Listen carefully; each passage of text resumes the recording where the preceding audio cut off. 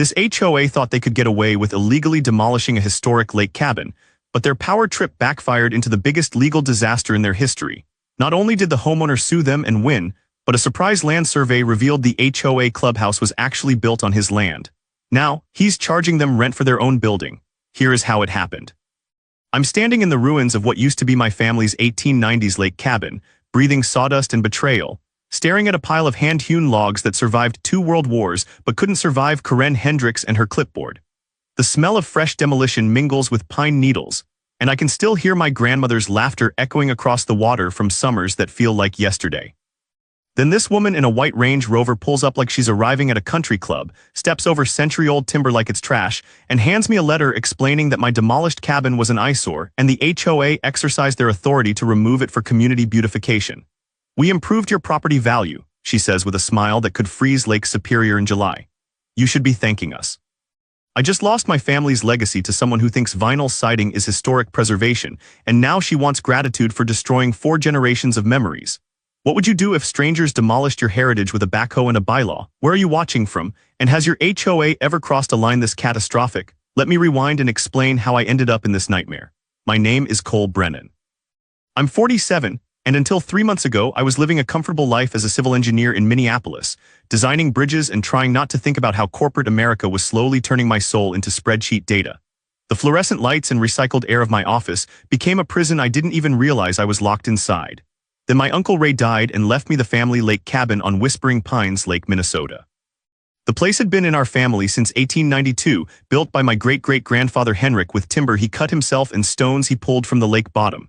Ray was the last holdout, spending every summer there until his heart gave out while fishing off the dock he'd repaired 100 times. I inherited more than property. I inherited responsibility for preserving something that mattered.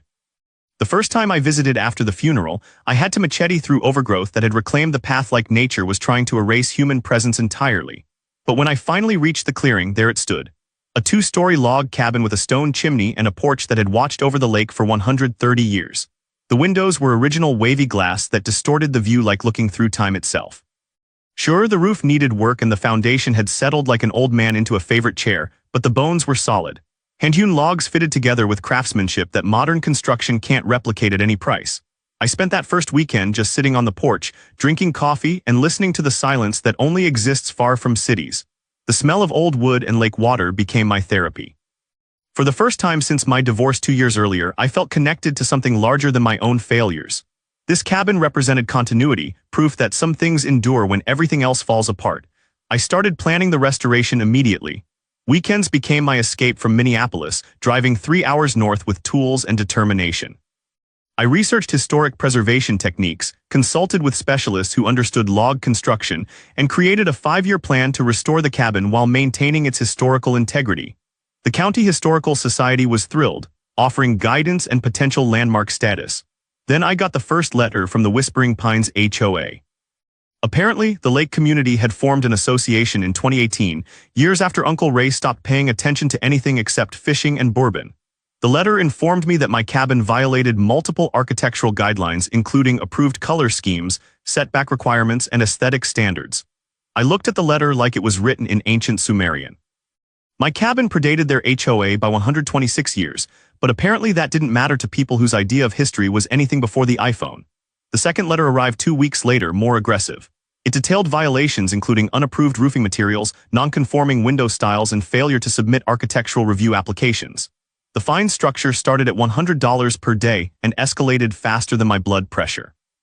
I called the number listed and got Karen Hendricks, HOA president and apparently someone who'd never met a regulation she didn't want to weaponize. Her voice had that particular tone of authority mixed with condescension that makes you want to reach through the phone. "Mr. Brennan, we understand your property has sentimental value, but community standards exist for everyone's benefit," she explained like I was a child who needed simple concepts repeated slowly. "Your cabin significantly impacts neighboring property values." I tried explaining the historical significance, the family legacy, the fact that my cabin existed before anyone's grandparents were born. She interrupted with the patience of someone swatting mosquitoes. "History is lovely, but we have binding covenants. You'll need to bring the structure into compliance or face escalating enforcement actions." Compliance meant essentially demolishing everything that made the cabin historic and rebuilding it to match the vinyl-sided McMansions that had sprouted around the lake like architectural mushrooms after a rain. I researched property records and discovered something interesting. When the HOA formed, they'd used a blanket filing that claimed jurisdiction over all properties within defined boundaries. But Minnesota law requires explicit consent from existing property owners, and Uncle Ray never signed anything. I had ammunition, but I didn't realize I was bringing a knife to a gunfight. Karen's next move was scheduling an emergency board meeting to declare my cabin a public nuisance. The meeting happened at the community center, a building so aggressively modern it looked like a spaceship designed by someone who hated charm. 40 residents packed folding chairs, most of them newer arrivals who'd bought into Karen's vision of lakefront perfection. I showed up with historical photos, property records, and documentation proving my cabin's exemption from their authority. Karen had a PowerPoint presentation with photos that made my cabin look like a condemned crack house. She'd shot everything from unflattering angles, zoomed in on peeling paint and sagging gutters while completely ignoring the craftsmanship and character. "This structure represents everything our community has worked to move beyond," she announced, clicking through slides like a prosecutor presenting murder evidence. "We've invested in creating a cohesive aesthetic that protects everyone's investment. One non-conforming property threatens that vision." The crowd murmured agreement like a Greek chorus trained to respond on cue.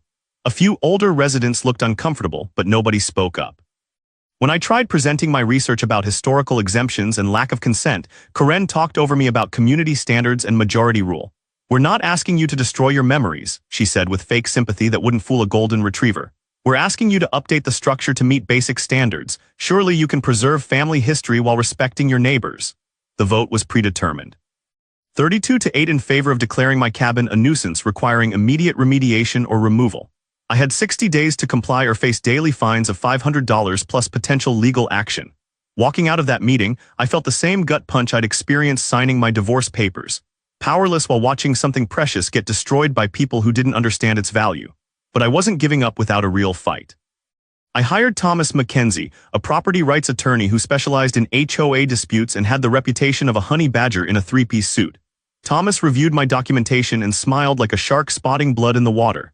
"They've made several critical mistakes," he said, spreading documents across his desk like a general planning an invasion. "First, they never obtained proper consent from your uncle. Second, Minnesota's historic property protections specifically exempt structures over 100 years old from HOA architectural controls. Third, their enforcement timeline violates state procedural requirements. We filed a motion blocking any enforcement action and demanding the HOA prove their authority over my property.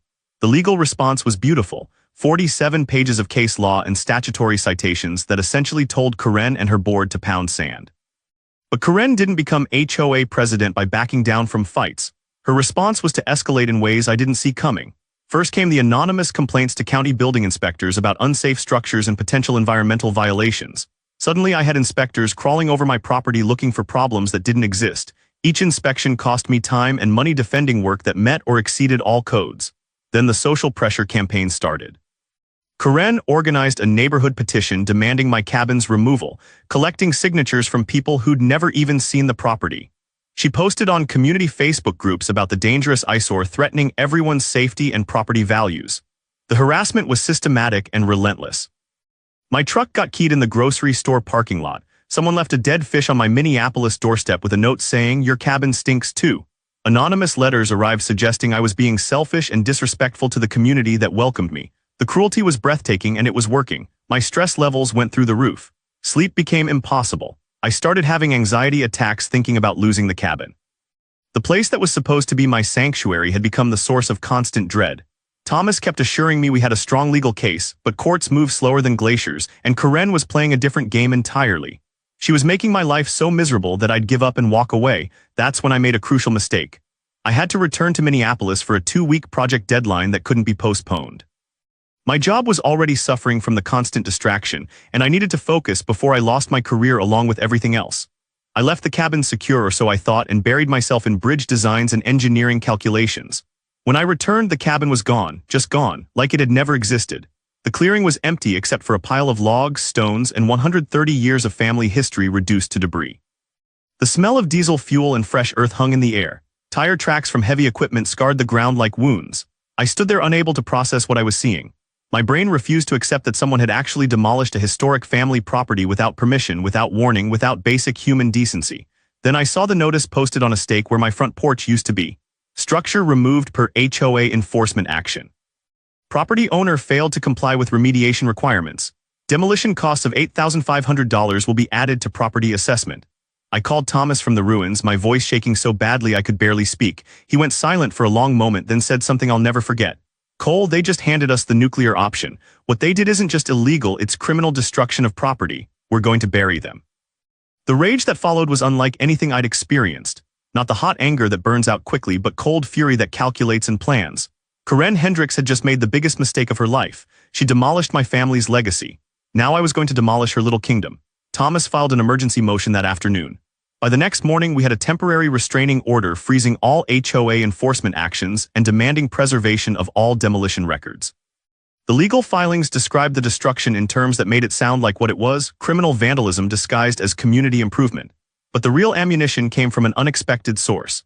I was sorting through the debris, trying to salvage anything meaningful when I found property markers that didn't make sense. The cabin's footprint extended beyond my property line by about 15 feet, into what was now the HOA's community clubhouse parking lot. I pulled the original survey from 1892 and compared it to modern records. The boundary had been incorrectly recorded sometime in the 1960s, probably during a county records digitization project. My family's property actually included a significant chunk of land the HOA had been using for their precious clubhouse. The building they'd constructed in 2019, the symbol of their community standards and architectural vision, was sitting partially on my property. Without my permission, without easement, without any legal right whatsoever, Thomas ordered a professional survey that confirmed what the old records showed. I owned the land under roughly 40% of their clubhouse, including the main entrance and half the parking lot. The implications were delicious. They're trespassing, Thomas explained, his grin wider than Lake Superior. And under Minnesota law, you're entitled to compensation for unauthorized use of your property. We can demand removal of their structure or charge them fair market rent retroactive to construction. The clubhouse had cost the HOA $340,000 to build. Removing it would bankrupt their reserves and require special assessments that would make every member scream, or they could pay me rent for using my property without permission. I chose option 2, with terms that would make a loan shark blush. We filed suit demanding $15,000 monthly rent retroactive to the clubhouse construction in 2019, plus damages for the cabin demolition, plus legal fees, plus interest. The total came to just over $680,000. Karen's face when she got served with the lawsuit must have been spectacular, though I wasn't there to witness it. But I heard about the emergency board meeting she called, where she apparently screamed at their attorney for not catching the property line issue before approving the clubhouse construction. Their lawyer, a guy named Preston Walsh who specialized in HOA law and had the personality of damp cardboard, tried to argue that the boundary error was a mutual mistake that should be resolved through negotiation. Thomas responded with a filing that essentially said, "You demolished his family's historic cabin without authority and now you want to negotiate, pay the man." The discovery process was beautiful. We subpoenaed all HOA records related to my property, including internal emails and board meeting minutes. What we found was evidence of premeditated destruction. Karen had known the demolition was legally questionable. Multiple board members had expressed concerns. Their own attorney had warned them to wait for court resolution. But Karen pushed it through anyway, convincing the board that I'd back down once faced with the accomplished fact of demolition. She'd even hired the demolition company owned by her brother-in-law, keeping it in the family while destroying mine. The emails showed her referring to my cabin as that shack and me as some outsider who doesn't understand property values. She'd told board members that historic preservation was just an excuse for lazy people who didn't want to maintain their properties properly. Reading those emails felt like watching someone spit on my family's grave. But they also proved malicious intent, which meant I could pursue punitive damages on top of everything else. The Minnesota Attorney General's office got involved after Thomas filed complaints about the illegal demolition. Turns out destroying historic properties without proper authority is a serious violation of state preservation laws. Karen was looking at potential criminal charges, not just civil liability. The HOA's insurance company refused to cover the damages, citing a policy exclusion for intentional acts. Suddenly, the association was facing personal liability that could bankrupt individual board members who'd voted for the demolition. The community turned on Karen faster than milk in summer heat.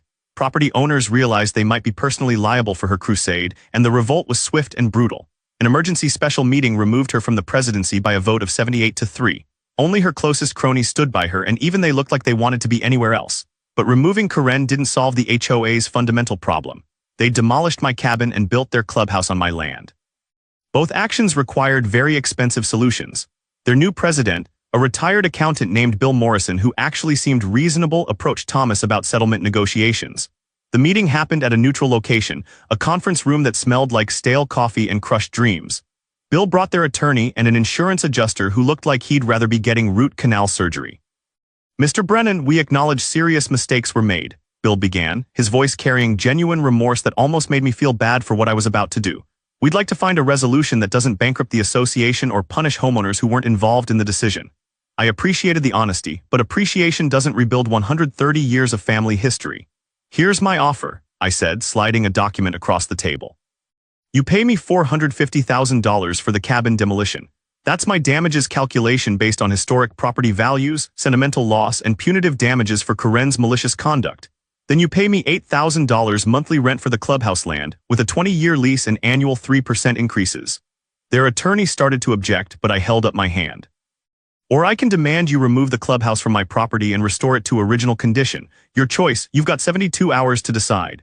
The silence in that room was deafening. Bill looked like I just asked him to donate a kidney. The attorney was calculating numbers on his laptop, his face getting paler with each keystroke. The insurance adjuster excused himself to make phone calls. Thomas and I walked out, leaving them to contemplate their options.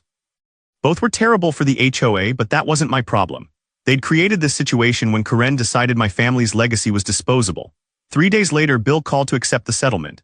The HOA would pay $450,000 in damages through a special assessment on all members, plus the monthly rent for my land. Karen Hendricks was personally liable for $125,000 of the damages, though I'd probably never collect it. She'd already put her house up for sale and was reportedly moving to Arizona to escape the shame. The community that had rallied behind her vision now treated her like a war criminal. I used the settlement money to do something that would have made Uncle Ray proud. I purchased the lot next to my original property and built a new cabin using as many salvaged logs from the demolished structure as possible. But this wasn't just reconstruction. I hired specialists in historic log building to create something that honored the original while meeting modern safety codes.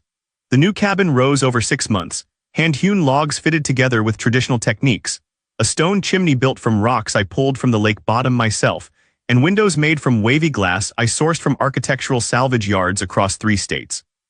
It looked like it had been standing there for 130 years, but with insulation, wiring, and plumbing that wouldn't give inspectors heart attacks. I added a workshop where I teach traditional building techniques to high school students through a partnership with the County Historical Society. Kids learn to work with hand tools, understand timber framing, and appreciate craftsmanship that can't be replicated with nail guns and particle board. The smell of fresh wood shavings and the sound of hand planes became my therapy. Every Saturday, students show up eager to learn skills their grandparents knew but their parents forgot. We're preserving knowledge along with buildings, making sure these techniques don't disappear like my original cabin almost did. The clubhouse rent became a monthly reminder to the HOA about respecting property rights and historical preservation. Every check they write funds scholarships for students interested in historic preservation and traditional trades. Karen's attempt to erase my family's legacy ended up funding the next generation of people who will protect everyone's heritage. The legal battle attracted media attention that sparked statewide reforms. Minnesota legislators passed new protections for historic properties, making it nearly impossible for HOAs to demolish or significantly alter structures over 75 years old without explicit state approval. Sometimes your personal fight ends up protecting everyone who comes after you.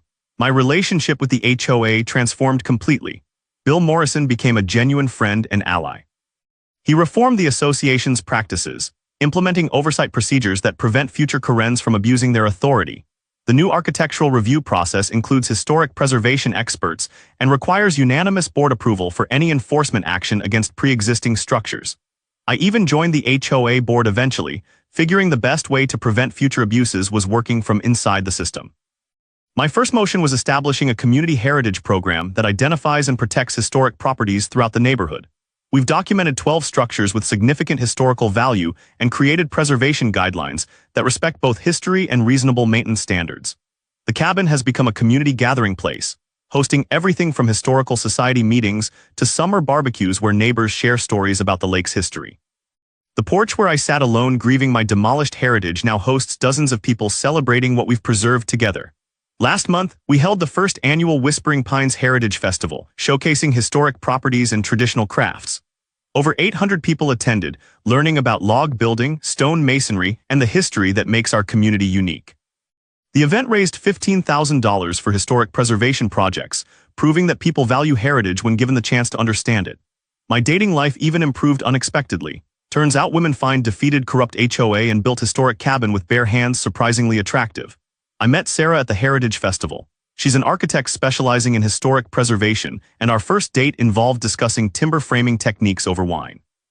We're planning our wedding for next summer on the cabin's porch, surrounded by history and hope.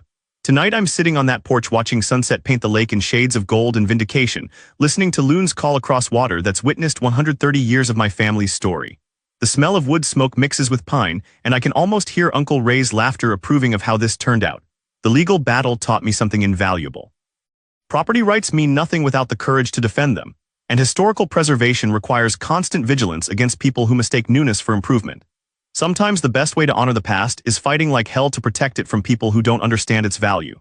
Speaking of fighting to protect what matters, wait until you hear what happened when my neighbor discovered the HOA was secretly charging her for amenities that didn't exist and pocketing the difference. Seriously, the corruption runs deeper than anyone imagined. Here's what I need from you. Drop a comment sharing your worst HOA overreach story or property rights violation. And if you're hungry for more stories about ordinary people using determination and legal knowledge to demolish impossible odds, smash that subscribe button for Juicy Revenge Club. Sometimes the best construction project isn't building something new. It's rebuilding what bullies tried to destroy and making it stronger than ever.